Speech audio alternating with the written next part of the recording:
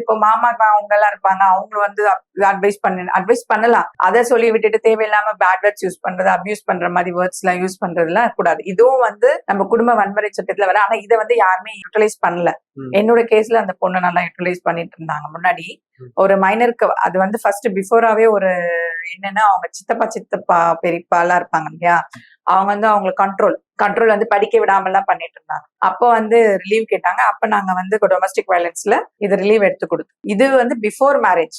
நான் சொல்றது மேரேஜ் ஆகி பிஃபோர் மேரேஜுக்கு வந்து இங்க ஒரு இதுக்காக ரிலீவ் வந்திருந்தாங்க. அப்ப நான் சொன்னேன், you can go for domestic violence. அதே டிவியை தான் நீ ஃபைல் பண்ணணும். நம்ம டிவியில போய் ஃபைலிங் இந்த சென்ஸ்னா, இது ப்ரொடெக்ஷன் ஆஃபீஸர், கலெக்டர் ஆஃபீஸ் மூலமா ப்ரொடெக்ஷன் ஆஃபீஸர் இருப்பாங்க. அவங்க கிட்ட போயிட்டு நம்ம கம்ப்ளைண்ட் மனு மாதிரி கொடுக்கணும். இது வந்து கோர்ட் ப்ரொசீடிங்ஸே கிடையாது. இப்போ நான் சொல்றேன் டொமஸ்டிக் வயலன்ஸ் கோர்ட் ப்ரொசீடிங்ஸே கிடையாது. நம்ம மனு எழுதி கொடுத்தோன்னே அந்த மனு அவங்க படிச்சு பார்த்துட்டு நம்மளோட பரிசீலனை பண்ணிட்டு நெக்ஸ்ட் என்ன பண்ணுவாங்கன்னா, தே வில் சென்ட் சம்மன்.